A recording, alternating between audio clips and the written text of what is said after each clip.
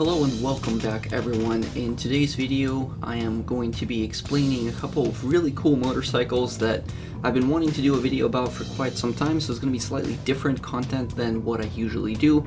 I am looking to get back into doing some vlogging, but in the meantime this is the video that I've got for you.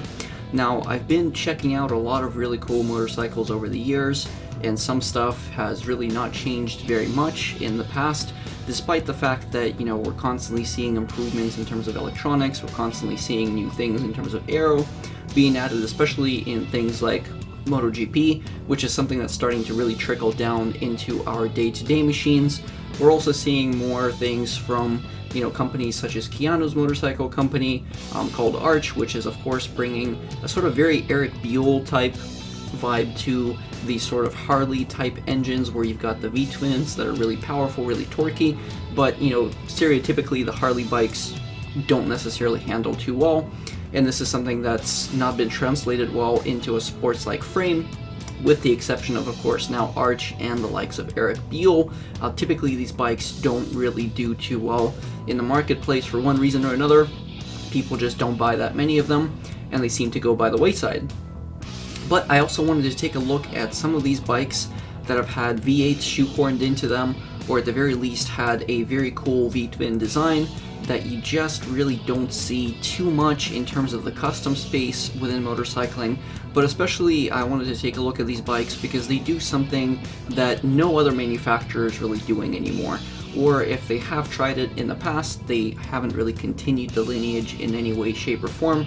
And of course, it is my understanding that with motorcycles, it's really all about the experience, the way that the bike rides, the way that it handles. Everything has to be a certain way, there has to be a certain sound from the bike. This is the sort of stuff that we, as two-wheel enthusiasts, basically look for on the daily with these kinds of motorcycles. And especially if it's a bike that you're going to ride a lot, which most of us tend to do, then of course you're looking for these specific qualities within your bike that really set it apart from anything else that is out there on the road. So with that, let's get to it. The first bike that we're going to be looking at is the Drysdale V8.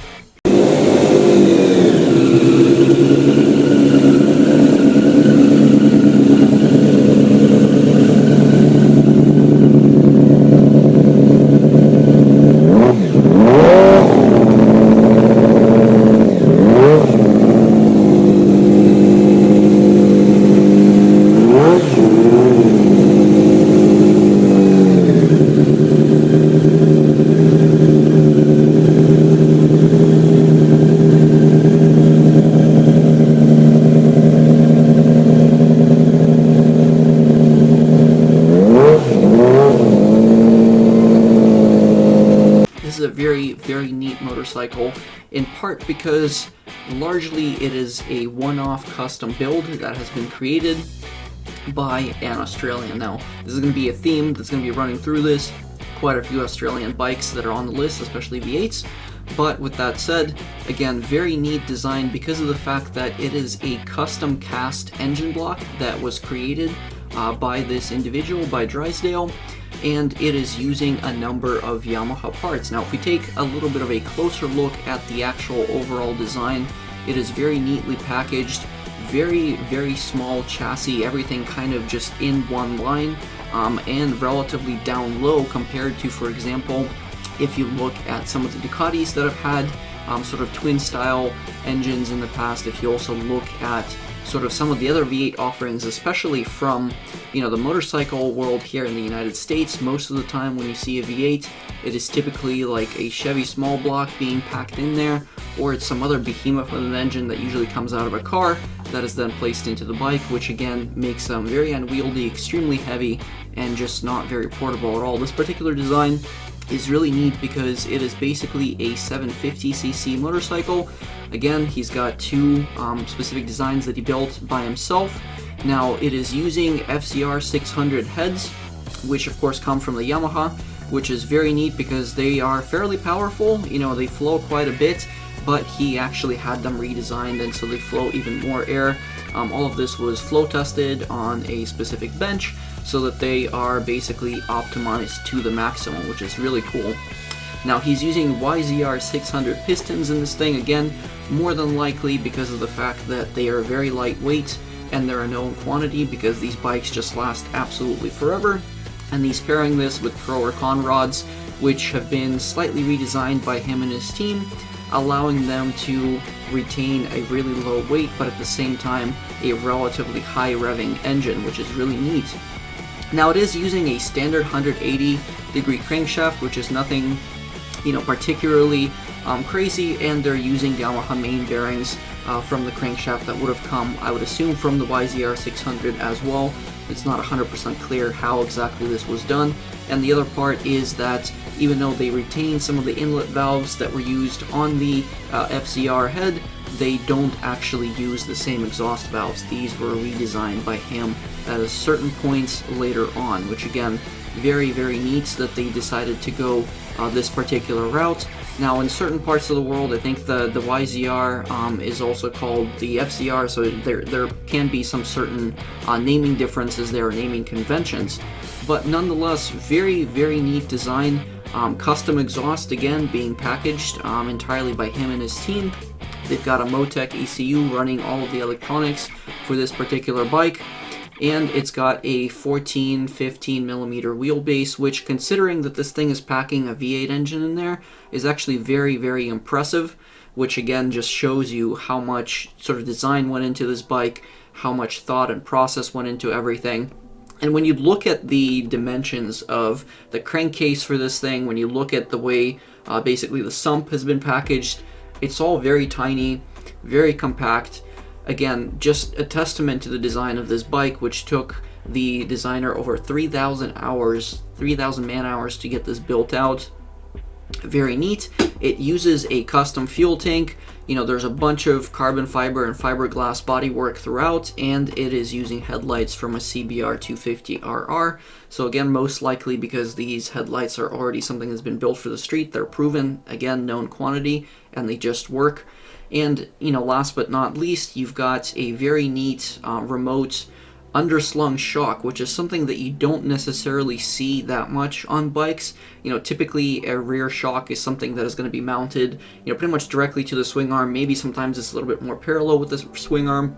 In this case, it is actually slung under the swing arm itself. Now, I'm not entirely sure why they've decided to go for this particular setup in here, but it does look absolutely stunning on this motorcycle, and I would assume that because you now have this shock mounted relatively low, that probably there's a little bit more mass centralization going on, or at the very least they're keeping the mass further down low within the bike, which again, given that this is a relatively heavier engine being a V8, this is something that will help the bike perform at its best.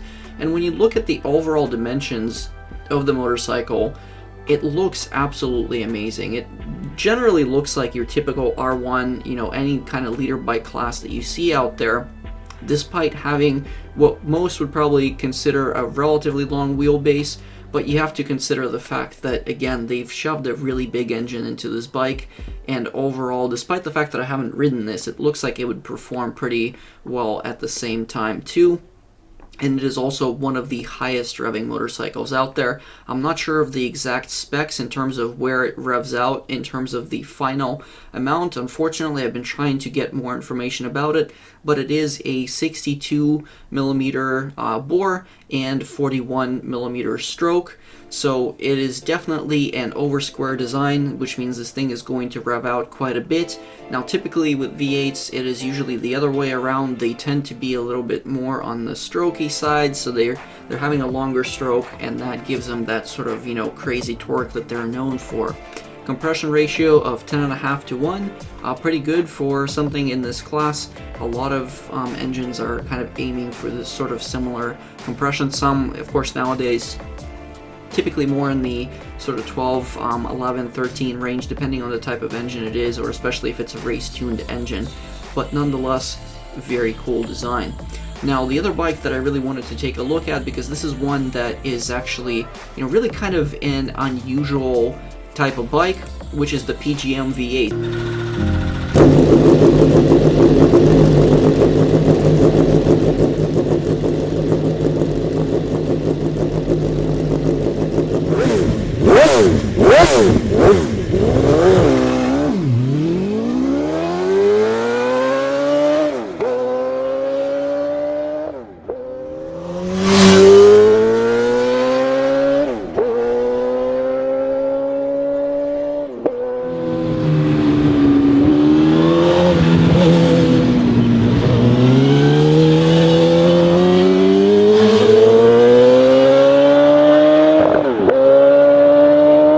this particular motorcycle is very interesting to me because what they've done here is they've basically taken two Yamaha R1 engines, they split them off, and then they connected them at the crank.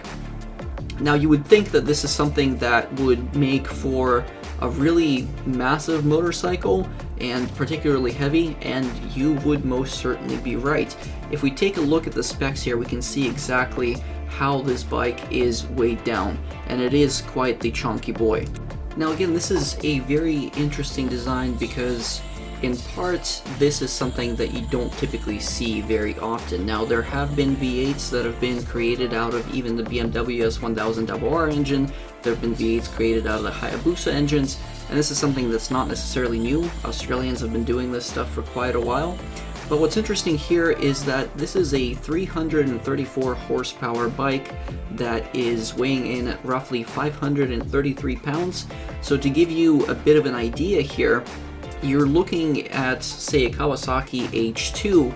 This is a bike that weighs 524 pounds and makes 228 horsepower. So when you look at it in terms of the horsepower versus weight comparison, so power to weight ratio, this bike just absolutely decimates what the H2 is capable. Now, of course, you can tune the H2 and the H2R to just massive horsepower numbers, again, possibly surpassing, what this bike is capable of, but this is something that you get for your money out the factory door. Now, granted, this is a bike that is incredibly expensive because when it's $180,000, all of a sudden the 40 or 50-ish that you would pay for the H2 or H2R is looking a lot better in a lot of aspects. However, you have to remember that, again, this is another one of those bikes where it's got a heavy bore, a little bit lighter on the stroke, 77 to 54 there. So again, it's going to be a higher revving engine. It sounds really good.